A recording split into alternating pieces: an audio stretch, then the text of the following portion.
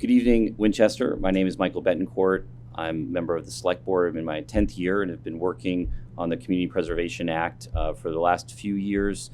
It is on the ballot on November 5th, and it is ballot question number 6. There are 5 state questions, and the local one is number 6, and it's in support of the Community Preservation Act.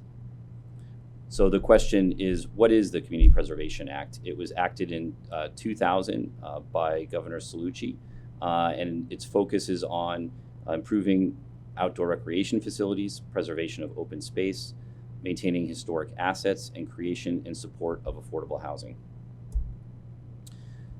The State Community Preservation Trust Fund receives funds from a surcharge that is on real estate transfer taxes. That amount of money is what funds the 15 to 40% match that is communities benefit by. So if it passes here in Winchester, there will be a surcharge and it will be matched by the state. There are 196 Massachusetts cities and towns that have adopted the CPA so far, and that's out of 351. Approximately 70% of Massachusetts residents are part of communities with the CPA. The CPA expenditures are decided by town meeting. There is a committee that is set up that will take in applications from the community. Anybody can submit application for any project they have interest in, and the committee will ultimately make a recommendation to town meeting who will approve the expenditure or not. So some of the things that the CPA would support funding for Winchester's future plans are our field master plans. All of our fields that we use for soccer, baseball, lacrosse, all require a lot of investment and a lot of and have a lot of use over the years. Our housing production plan is the town strategy to increase affordable housing in the community. The master plan that the planning board has passed over the past couple years is really a forward-looking plan for the future of how Winchester will be built out. And of course, the school facilities master plans will look towards future construction of Morocco and also maintain our other existing facilities and historic buildings, including McCall and some other schools. So the question is, why adopt the CPA? The CPA really focus on addressing the needs of things that are important to the community but not necessarily urgent. So looking at playgrounds versus whether or not to repair a bridge. We're frequently left with these questions of prioritizing projects that are really necessary for the safety of the community, and a lot of other projects that are necessary are pushed down the line, and deferring those projects really increases the cost of the projects and has really bad outcomes for the community that doesn't have the use of those. Oftentimes our playgrounds are boarded up or have tape over them and not accessible. So here are some of the financial considerations that we evaluated when doing the CPA study process. Year one of the CPA adoption is going to generate $1.6 million in surcharge revenue, and the state matching funds we project will be about $300,000 or so. So we're anticipating $2 million of revenue that will be used for outdoor space and recreation, affordable housing, and historic preservation. What we chose the 1.5% because we thought it was kind of in the middle of 0 and 3%, which the legislation allows, and we wanted something that works for the community and really responds to what our deferred assets need, but also not too expensive for residents who have been under a lot of financial pressure over the past several years. The average property in Winchester will be assessed a surcharge of $200 annually, so that's about $50 a quarter, and you can see how that breaks down here based on the valuation of homes. When we look at the first 5 years of revenue, we're really looking at close to $10 million. That will be an enormous help to our deferred assets in town and maintaining our current assets, including buildings, fields, and promoting affordable housing, which includes our housing authority facilities as well. So here's a slide that shows what Winchester would have collected if we had passed this 10 years ago. We've foregone $13 million in surcharge revenue and almost $3 million in matching funds from the state. And it's important to notice that these funds taking care of the projects during those years would have been a lot less expensive than they are now. We are seeing drastic cost escalations in projects that for town-wide projects, whether it be flood mitigation, preserving a facade on a historic building, repairing a roof on the library. So the sooner that we can take care of these projects, the better. The allotment of the CPA funds, 10% has to go into each one of the buckets. So 10% every year goes into a bucket for open space and recreation, 10% for affordable housing, and 10% for historical preservation. The balance of 70% can be split amongst any of those buckets evenly or any way that the committee recommends to town meeting. So open space includes watershed land, forest land, rivers, streams. Winchester has a lot of example of open space here, including the fells, and really providing access to that and expanded use is a priority of the CPA.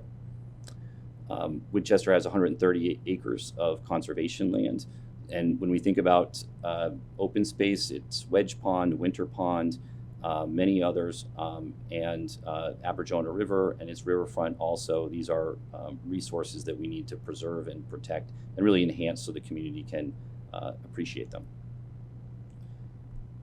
One of the things that is interesting when we look at our investment in the past 5 years related to preservation of some of these assets is we really have only been able to set aside in our budget $200,000 or so for supporting these. So it's a very small portion of our budget, which focuses on priorities of funding education and larger capital projects.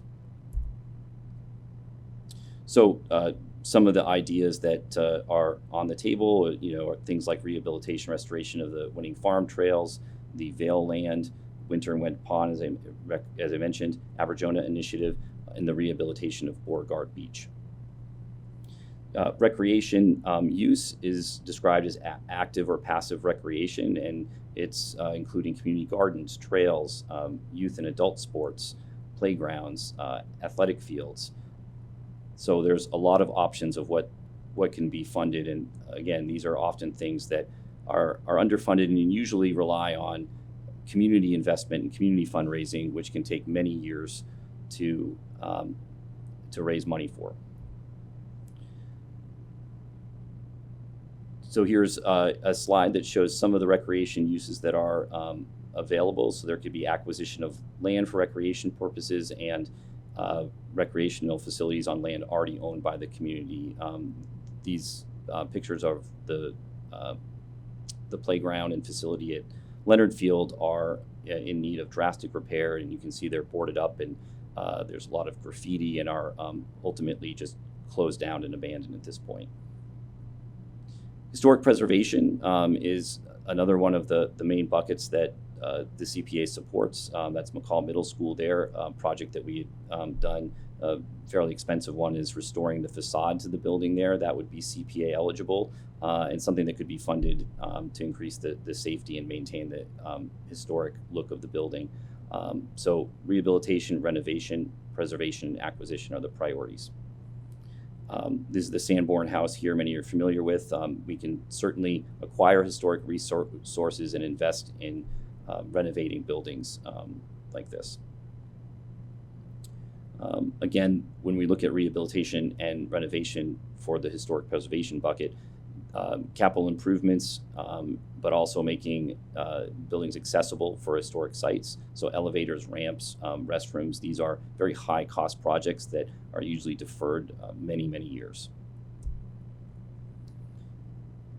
As far as preservation, what you can also do with the money is purchase preservation easements to protect buildings and historic buildings for years to come. You can restore archival documents. You can do archaeological surveys for preservation projects, and we can support grants for historic properties in private nonprofit ownership with preservation restriction.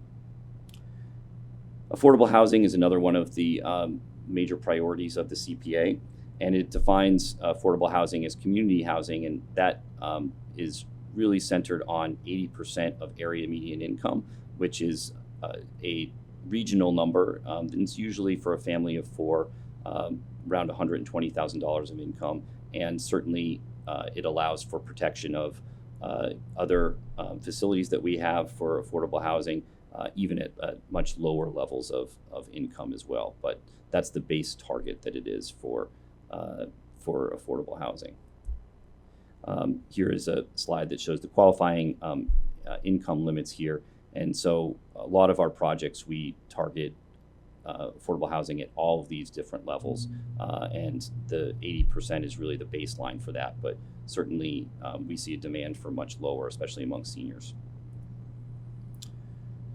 So as far as allowable uses for affordable housing, acquisition, creation, and preservation and support of affordable housing, restoration, and appropriations to the Winchester Affordable Housing Trust Fund. And that was created a couple years ago in town meeting, and it's a mechanism that members of the community are a part of, and they make recommendations to the town and invest in affordable housing projects and work with developers. So Winchester Housing Authority it would be a prime recipient of restoring buildings and really creating more buildings as well. So these are often things that have deferred maintenance over the years, and major capital projects build up over a period of time that we don't have a designated funding source for.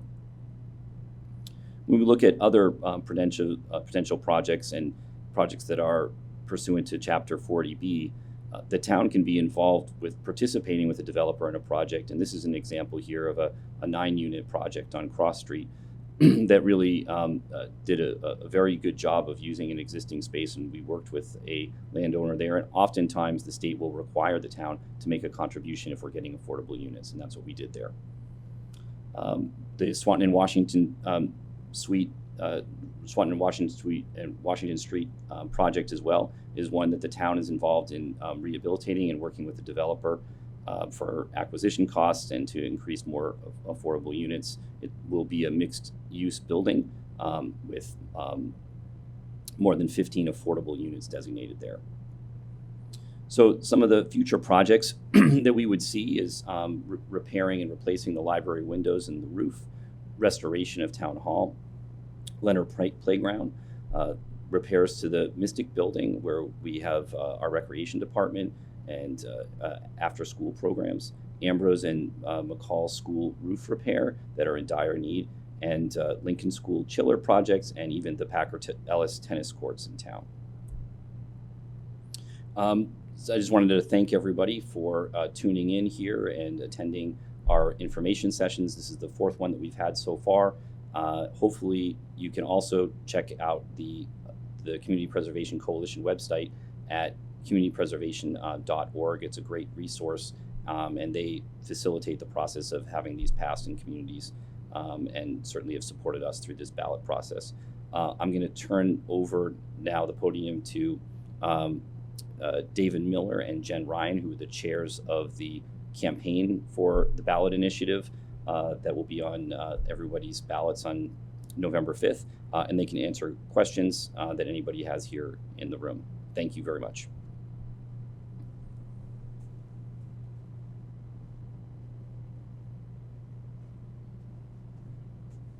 Thank you, Mike, for that informative presentation about the Community Preservation Act.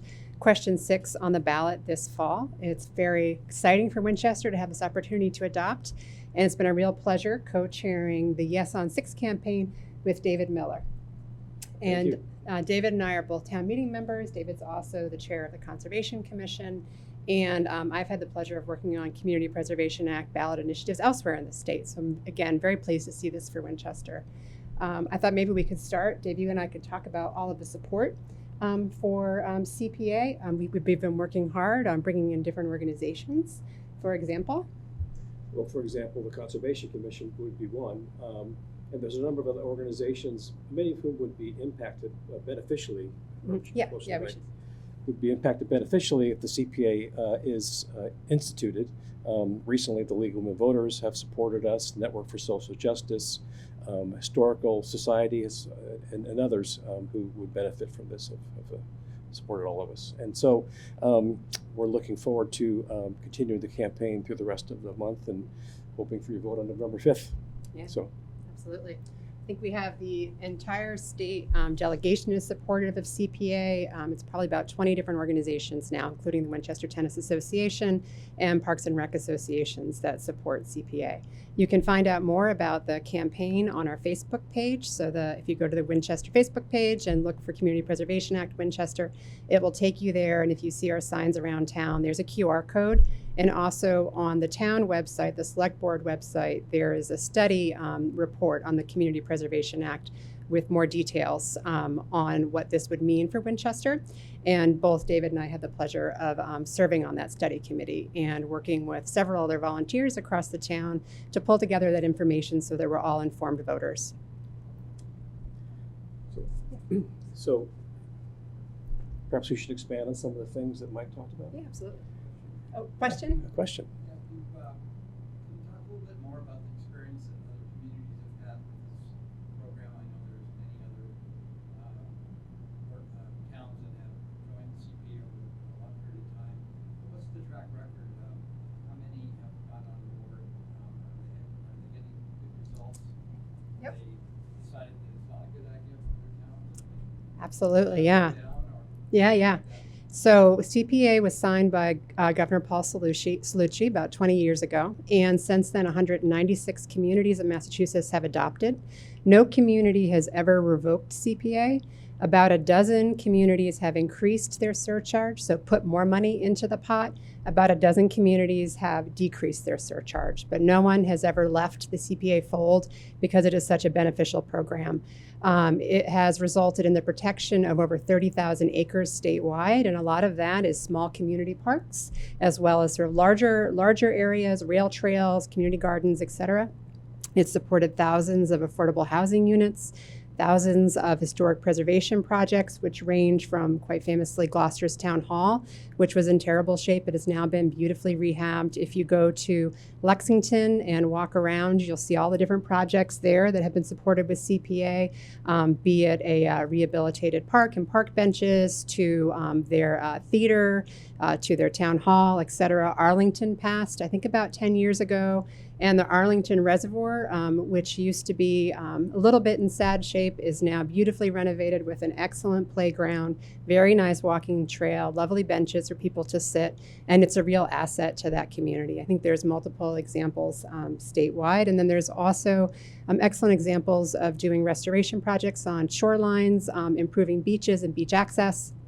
It's been a real boon for Massachusetts, and it is something that really improves communities, which is why they stay in, and they're very enthusiastic about it.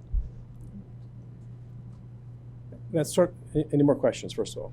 That's what Jen just was remarking on was a good lead into a more general question we get as to how are decisions made in terms of the distribution of funds that are available under the Community Preservation Act. During the Springtown meeting, Winchester voted in a new bylaw which describes how the committee that will make this decision works. And we're calling it the Winchester Committee on Community Preservation, WCCP. It's a 9-member committee made of members from the community. They will, during the course of a year, solicit input from various member organizations within town who are looking for funds that appropriately qualify under the CPA. Those will be collected. That committee will deliberate on which they feel are the best applications, and then ultimately those go to town meeting, where it's a vote of town meeting that decides which of the projects get funded. So it's local people making local decisions about local projects, and we think that's again very conducive to benefiting Winchester maximally in this area. So. Mike? Talk about the low income exemption as well, that Sure. How it works? Yeah, yes. Not specifically, but just generally. Yes. So generally, there are. There's a slide for it too, right? So can I go back to that slide with the numbers? No. Okay. Okay. So there's a couple of ways that there are exemptions for low-income residents for the Community Preservation Act. One is on the state side.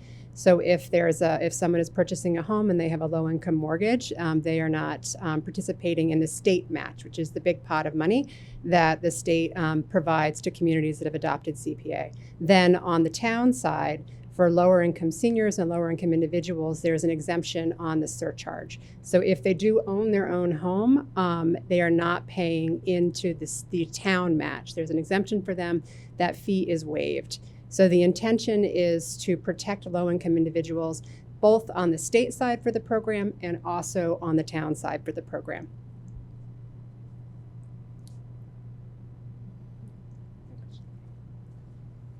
One thing that probably bears repeating as well is how is the actual surcharge calculated?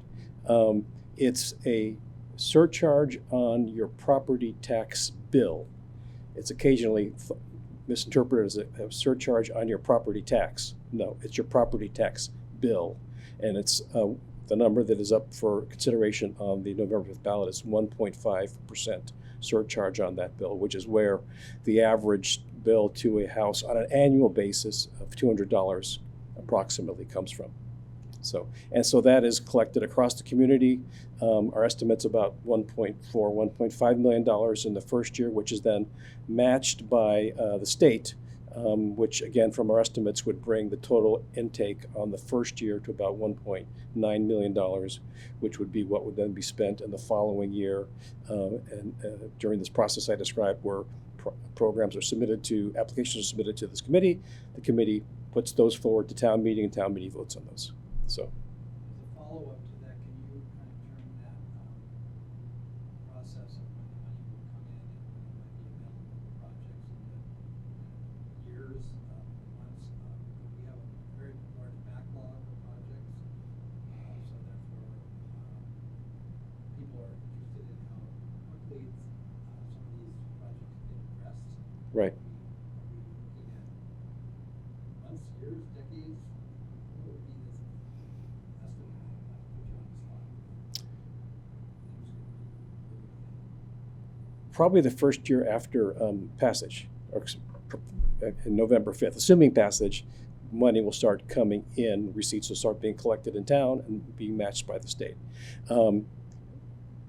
There are a large reservoir of projects when you look through the categories that are up there and then the list that Mike put forward of projects identifiable by name. So there's a long list.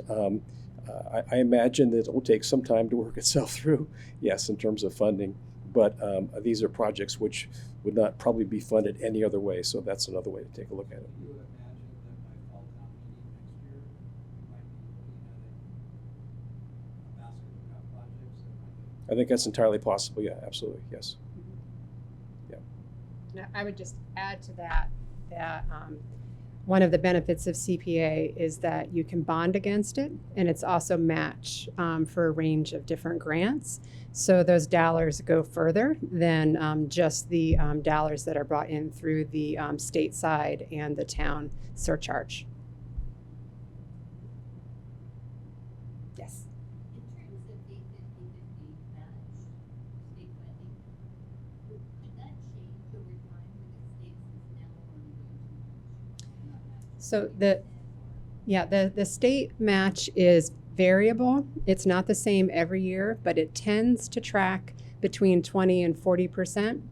The legislature puts additional money into the state trust when it starts to dip low, and has also adjusted the fees that support the stateside match in the past when the match has gone down. So it is variable, but tends to track between 20 and 40%, which is a good match for any program. 30% is a solid match.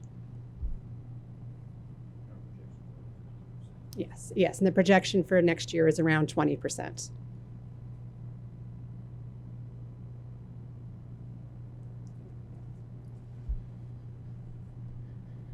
So we have some more time, yes? What time is it? So I would just sort of, speaking to some of the potential I see for these dollars more specifically in town. Mike mentioned, maybe it was Jen who mentioned that I'm on the Conservation Commission where I'm chair. I'm also on the Tree Committee in town. I'm on the Housing Partnership Board in town as well, and a town meeting member. And so from my vantage point of these different activities, I see a great number of projects which are potentially funded by dollars from the CPA fund. And one of the areas in which a group of us have put a lot of interest in the last year plus is on the ponds that we have in town. Wedge Pond and Winter Pond, which we're all familiar with as sizable ponds which get a lot of use. Each one of those has issues associated with it, invasive species, water quality issues that can be treated. And with speaking of those specifically, they would qualify under the CPA as restoration of these water bodies.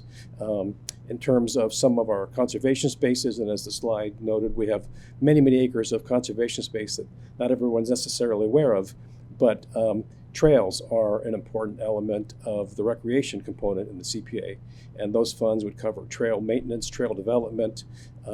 We have several conservation spaces which have newly come online, which are in need of trails, and the dollars would take care of that as well. So certainly I see some beneficial activities with the CPA dollars, which would benefit a lot of people who are looking for outdoor recreation opportunities. So. One more thing about the different projects. We've talked about the different categories of projects, which are open space and recreation, outdoor recreation, affordable housing, and historic preservation. And some of the best Community Preservation Act projects statewide are ones that bring those three categories together.